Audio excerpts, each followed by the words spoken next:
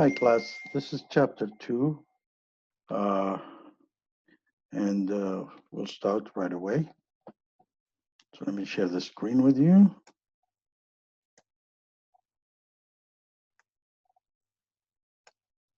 Okay, in this chapter we will be talking about the strategy and sustainabilities, and the learning outcome is know what a sustainable strategy and how it relates to operation and supply chain management. We will define the operation and supply chain management, explaining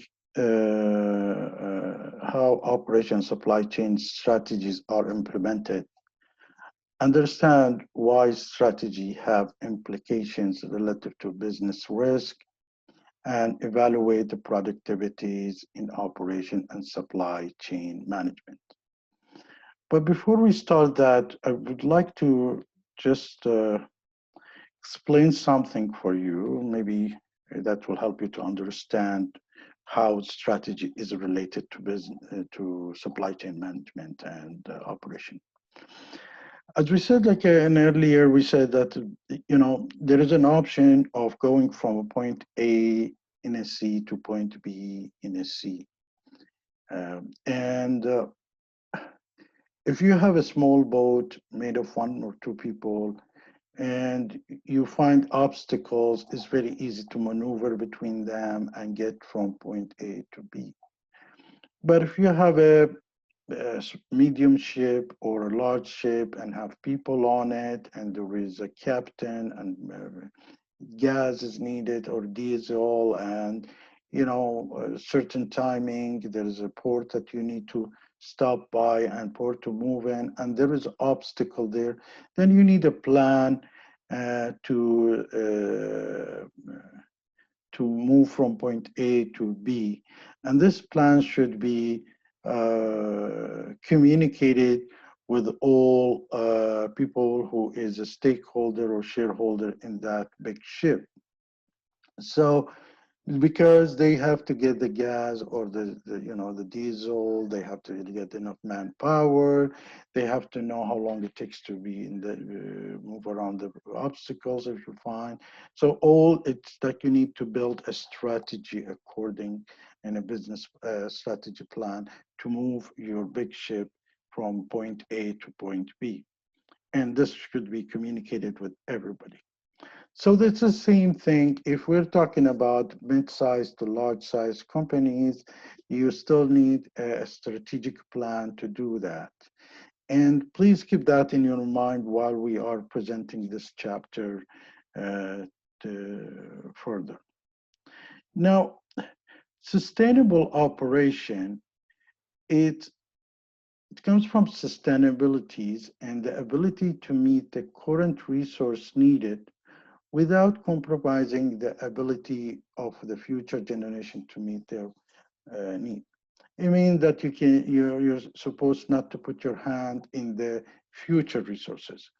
And when you're consuming the resource, you need to think about the futures and next generations also. The firm's strategy describes how it will create and sustain value for its current shareholders. And it means every firm has 2 parts, is the shareholders and the stakeholders. So the shareholders, individual or companies that legally own 1 or more shares of the stock in that company, or partnership and somebody owns part of that share. The stakeholder, on other hand, individual or organization who are directly or indirectly influenced by the action of the firm. So if the firm shuts off and stop producing, some customer or a supplier cannot produce more, or the customer, who could be a company, can runs out of these supplies. So these are considered to be stakeholders. Employees are stakeholders. The management are stakeholders. Uh, but the owners or companies who are shareholders. So the goal of sustainability means that the scope of the firm's strategy must focus on really three areas, or the triple bottoms, which is you're going to see it in how it looks in the next slide. But it has the three things: is the social responsibility, the economic prosperities, and the environmental stewardship. The social responsibility is the business practice should be fair to labor, to community, and to the region where the firms conduct businesses. The economic prosperities, the shareholders must be compensated via the competitive return. Because if the shareholder doesn't get compensated, he can cut on his resources. And the environmental stewardship is the company should protect the environment as much as possible. And this is a very good trend to do it in North America and in Western Europe. It can generate lots of business for any company who does these three, especially the last thing. Now,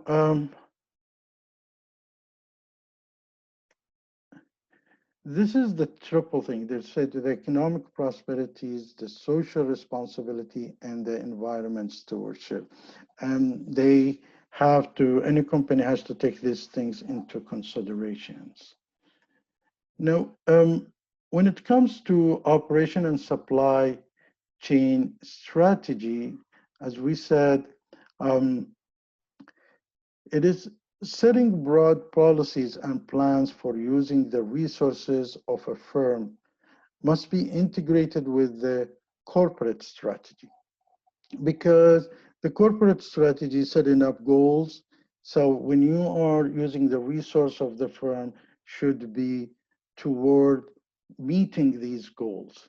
The corporate strategy provides overall direction and coordination operation goals with those for the larger organization. Let me give you an example.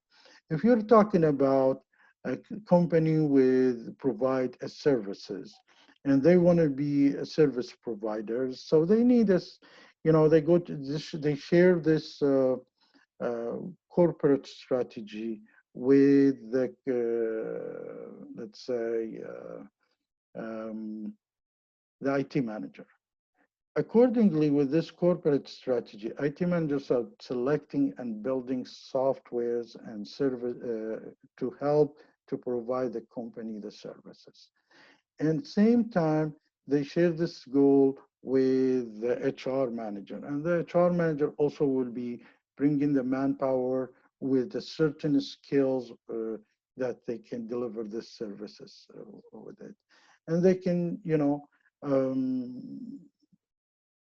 on with all the management level, and the management level will be responsible to implement their part of the work where they all put together in order to meet the strategy plan of the company.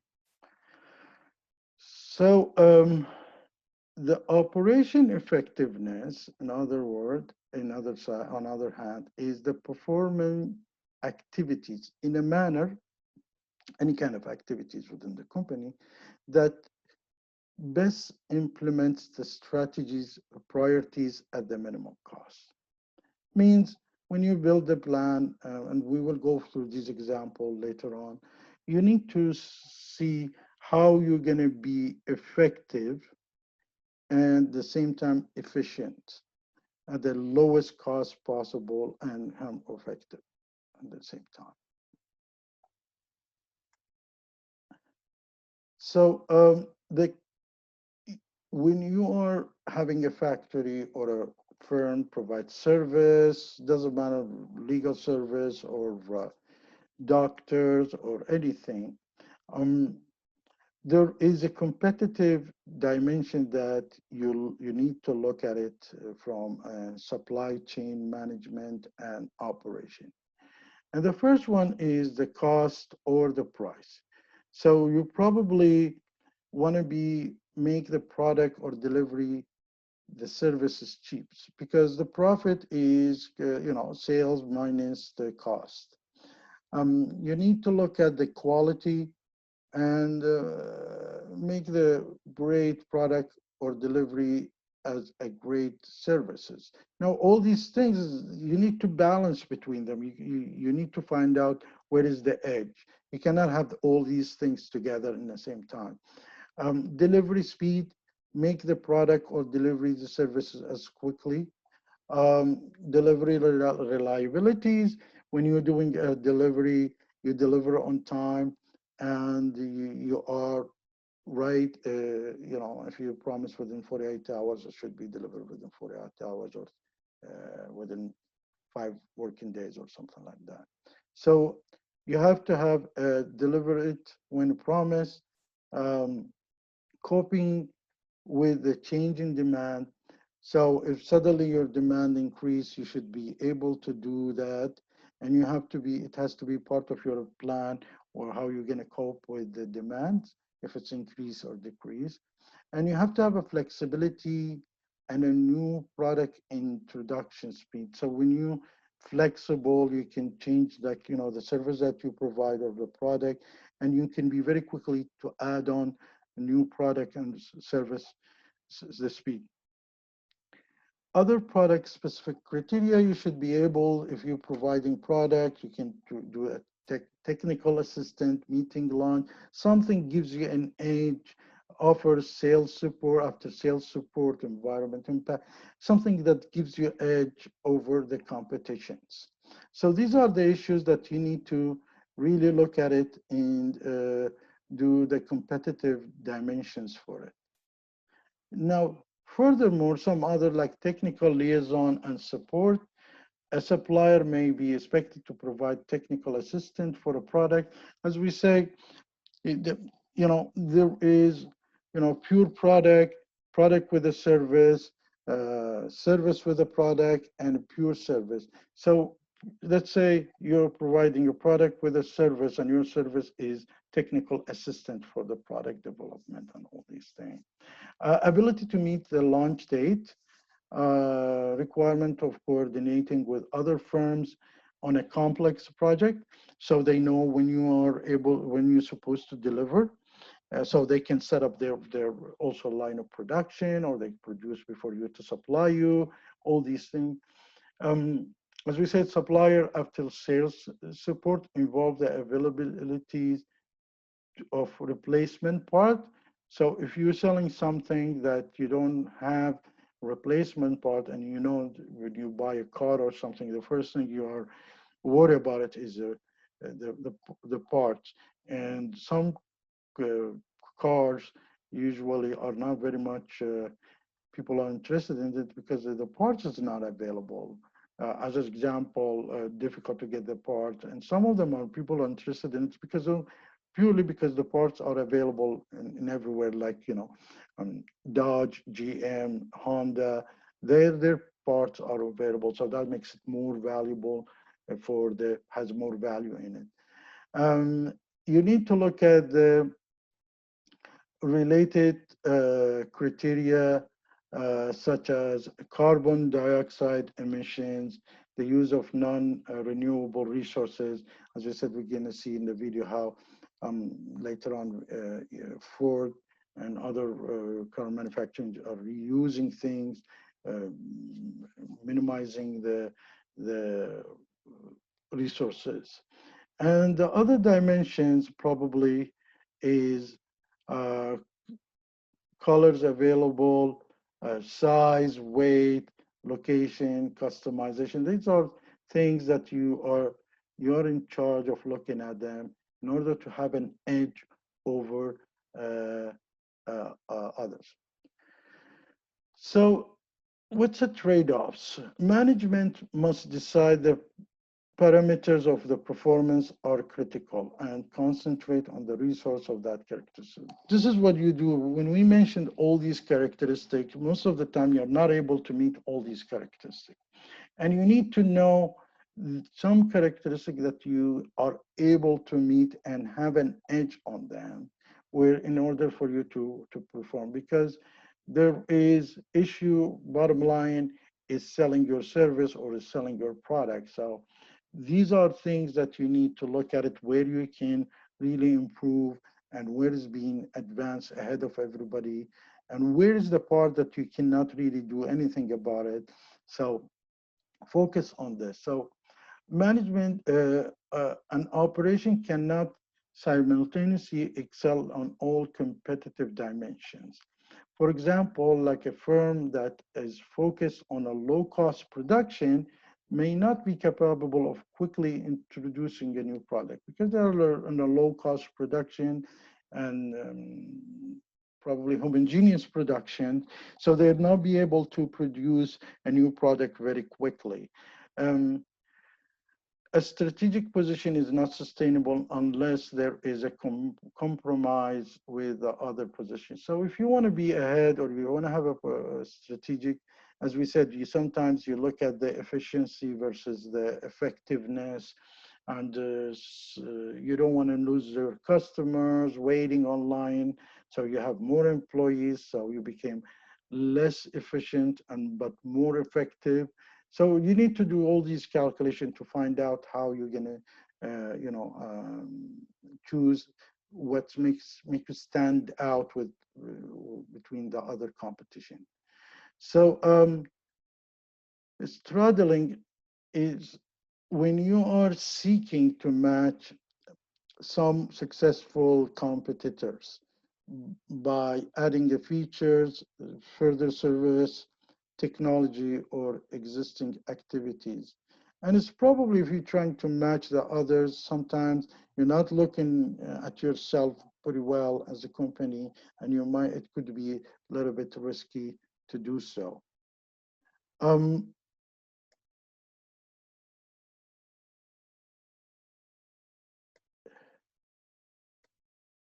so you have to understand one thing is a difference between order winners and order qualifiers. You see, when sometimes in every company, mid-size or large or government, usually they publish RFI, request for information. During that request for information, there is some conditions that you put there where this all everybody gets allowed to submit their answers. Sometimes they try to limit it, but it's open for the public. So after this request for information, then you select few of them, and it becomes an RFP, which is a request for a proposal. And there is where, when you move from RFI to RFP, you have an order qualifier. You are become one of the 10 companies qualifier. But between all these 10 companies, one company who will be winning this deal, which is they call them the order winner. So describe marketing-oriented dimensions that are the keys to competitive success. Order winners are criteria that differentiate the products or service one firm from the others. And another example, like you say, um, to do a qualifier, you say, I need 100 laptops, who can supply me from all these manufacturing, like HP, Dell, and all, IBM. But that's order qualifier. So all these companies can do a laptop, so they come in. But then you need, say, I need a storage of 20 terabytes or something like that. And there's only one company who can do that. That's what makes a order winner. So order qualifier are a screening dimension that permits a firm product to consider as possible as candidate for purchase, but they're not order winners. One of them could be an order winner or some of them. Feature customer would not forge, would not ignore. There is 10 features the customer looks at them, and 9 of them are met for everybody, and they are a order qualifier. But number 10, one of them is better than everybody else. That it's more complicated than that, but let's say put it this way: number 10 is one company is better than everybody else. Could be the pricing or whatever, delivery time or the quality, and that makes it that company wins. So that's what you call an order winner. Now, um, so if we look at IKEA, for example, and IKEA, most of the companies, what they do, they look at the customer, their customers, and they work background to make sure that they can see how the things can perform. So in IKEA, the diagram that shows here how a company's strategy is delivered through a set of supporting activities. See, in manufacturing, which is here, IKEA design staff focus on minimizing the cost of manufacturing. But what's their customer? Customers are young, not wealthy, and have children. They're looking for a product, low cost, modular furniture that is easy to transport. So according to that, IKEA, what they did, IKEA designed a staff focus on minimizing the cost of manufacturing and in the field of infrastructure features. Manufacturing by a long-term suppliers and a high level of inventory to maximize the availability. When it comes to the level of the service feature, what they do, they provide service selection by customer. So the customer will go and select their product, and unassembled furniture lies flat for easy transportation and minimize uses of warehousing space and transportation costs. Then when it comes to the store future, they're located in suburbans, and they have a place for the child care, room-like display so that you can see the display, but then you go on the very wide aisles, support high traffic, and then the warehouse is in the same store, so you pick up your cartons. And this is how they meet the young, not wealthy, and have children customers. So you look at you segment your market, and then you try to meet and make it a winner for your case. Now, while you're working an operation, probably there is so many things that you need to get in order to produce. Now, most of us don't see the details that goes to produce, for example, a pen or a very simple a paper, uh, not to forget about the more complex thing. We have a tendency of looking at it, buying it or selling it, but we don't know how difficult to build, how complicated to do that. So first part is that you need to assess the risk. Because you have suppliers, you have products coming in from everywhere, and you need to assemble it and sell it somewhere else. Maybe you are in the middle of things. Now, so uncertainties in the environment cause supply chain planner to evaluate the relative riskiness of their operation and strategies. They put it in a scale and try to see how can they mitigate the risk got to do with the supplying. Supply chain risk is likelihood of disruption that would impact the ability of a company to continue supply of product or services. As simple as no electricity, so you cannot operate in a dark manufacturing, for example. Simple, there is no water, so you cannot cool in the machines, or no internet, so you cannot provide the services. These are all risk things. Um, so the supply chain coordination risks are associated with the day-to-day management of supply chain. they look at all the way of the supply chain and they try to see the risk there. So if you bring a product, they're looking at the supplier, the transportation, the processing, and the transportation to the customer if they have the responsibility for distributing. Um, so the disruption risk or cause could be caused by natural or man-made disaster. Now, to break it down, um, first, what you do, you need to look at to identify the risk, identify the source of potential disruption. Let's say you need water, and so you need electricity, and you want to know where you get your electricity from, how secure it is, or whether you need a backup company or you need um, probably a electricity generator.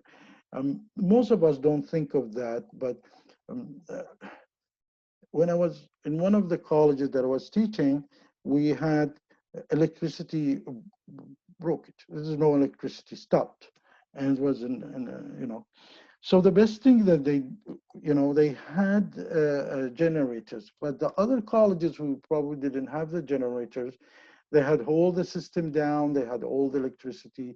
So um, there is no disaster recovery plan. You need to build a disaster recovery plan. So identify the source of potential disruption, highly situation dependent. Focus should be on highly unlikely event also. Assess the potential impact of the risk. So goals is to qualify the probability. What's the chance of this might happen and what's the impact of it? Let's say, for example, the electricity. The chance of the electricity is pretty low that, you don't have electricity in Canada, chance very low. But the impact is big because the internet is down, the students are not getting their service, the school is, the college or the university is off. So the impact is big. So that's the reason they thought of having the generators. And you need to know where you're gonna, set up, because you're not gonna have a full backup to everything unless it is necessary. Then you develop the plan to mitigate that risk, to minimize that risk, to cancel that risk, and detailed strategy for minimizing the impact of the risk. Okay, so the situation is the fact that uh, you need, like this exhibition, you need to look at the type of risk and risk, how we gonna risk mitigation strategy. For example, the natural disaster, when a typhoon happens, when the monsoon is happening, there is an effect on them as a supplier too. Like now, what we have is also there is, with the COVID-19, and there is some effect on them where suppliers are not operating very well. So you need to have a contingency plan, alternate site, uh, uh, get it from somewhere else, and plus insurance for it. There could be a country risk. A country suddenly goes into war, or it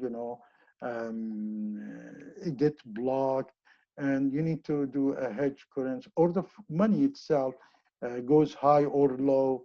So you need to do a hedge currencies, and this is happening a lot, especially in the oil field, where people, you know, do the hedge, buy things 10 years down the road because they just don't want to have, problem with the currency. Produce source of it. You need to look at the supplier failure. So this way you can do a multiple supplier setup. So if one supplier fails, you still have the other suppliers can meet your need and demand. Network provider failure, and to mitigate it, you support of redundant digital network.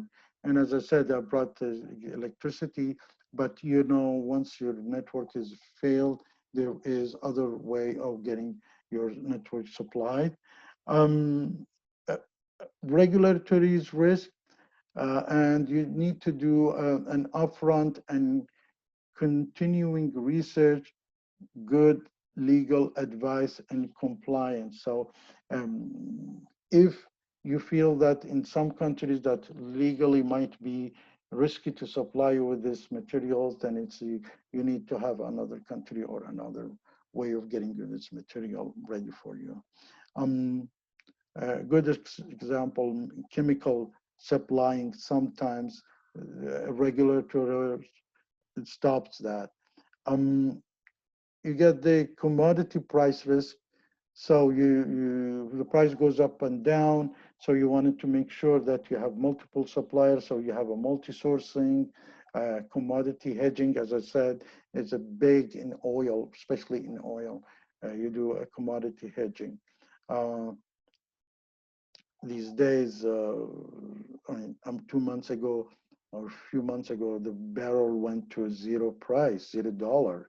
And the only reason is because, there is a certain production and there is not enough storage and cost so much to store it. So they were rather to sell it at a $0 per barrel than keep it in their storage and cost them $10 per barrel or something like that. So there is where you start thinking of commodity price risk, multi-sourcing, and commodity hedging. Logistic failure is a very simple example. Somebody who is delivering things for you, it suddenly stops. So as an example, in the early COVID case, suddenly they stopped all the trucks that coming from USA to Canada and vice versa. So if your supplier is only in a state or in Mexico and you're using trucks, you probably got into trouble because you don't have the sub. So you need to mitigate these issues also, the logistic failure. Inventories risk, you always have to do a calculation how much inventories you need to have in your warehouse without overspending or without running out of this. And in later on chapters, we'll be looking at how to set up the lean supply and all the suppliers to get their inventory, exact inventory, just in time or something like that. Uh, Major quality failure, careful selection and monitoring of suppliers, loss of the customer, service of production of innovation. Once again, um, you don't need, you have to be inefficient and lowering your costs, but in the same time, you don't want, for example, people waiting in line so long so they can find somebody else can provide that. So you don't want to lose. So you need to be ineffective and efficient in the same time. And the theft and vandalism, so you have insurance, security precaution, knowledge of likely risk of the. These things that you need to look at them and you need to know how to mitigate each one of them. So in overall, you probably need to look at something like that, break it down. And when you're talking about, for example, outsourcing, you look at the natural human-made disaster, which is moderate impact. The green one, no impact. What's impacting on you is that you need to look at them and mitigate them and move them to a green. What's really, there's two parts, chance of happening, and when it's happening, what's the impact? This is how you look at the thing. So here is like in this exhibit, you would see that's like a quality risk. If you're outsourcing the supplier or the product, is going to be, might be, there is some quality risk involved in it.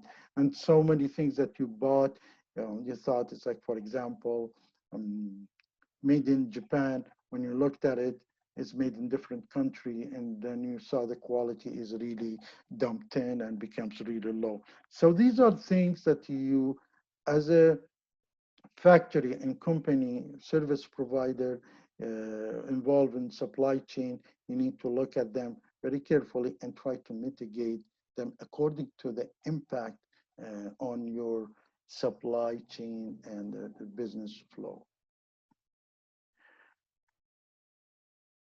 On other hand, you need to also look at the productivities and look at the measures of productivities.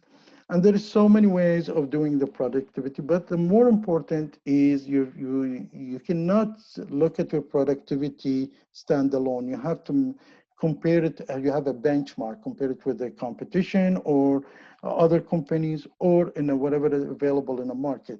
But productivity is the common measure of how well resources are used. And it's basically it's output divided by input. So whatever you put in, how much you can get out of that. And this is what you call an efficient levels of productivity. Productivity, it's called relative measures. As we said, you have to compare it related to other levels of productivities of other factories or yesterday or last year, how it's been improved. So there should be some benchmark that you can compare. So must be compared to something else to be meaningful. Company can compare itself with a similar operation within its industries, measuring productivity over time within the same operation. As I said, you say you measure it now, and you have measured it last year, and you see how been improved, or you can measure it with others.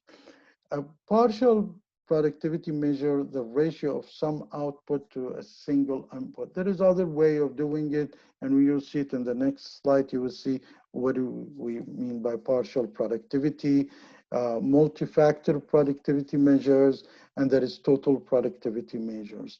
So here, the partial measures like output, you can do the output to labor, you can do output to capital, you can do the output to the materials or output to energy. And all this, just get it from the financial statements, and you can do that. The multi-factor, this is the partial one. The multi-factor measures, the output is always on the top, and you probably can make a combination of some of these, and you get the multi-factor measures, and then you get the total measures. And this is all you want to see the productivities, how effective is your operation. And as I said, you can get it from the financial statement, all these data can be done. In the partial measures productivities, like that's only an example. You probably in a restaurant, you want to look at how many meals you do per hour. In a retail store, sales per square foot happening. And that's a pretty set up the price of your business. The chicken farms, pounds of meat per pounds of feed. There is different way of product. Utility plant, how many kilowatt hours per ton of coal that you produce, or per whatever the input. Paper mills, tons of papers per cord of wood, how much you produce. These are all business setups that shows you the total quality, the partial productivity, I'm sorry. So basically, this is kind of the end of the chapter, and we'll continue with the class, and you have a nice time.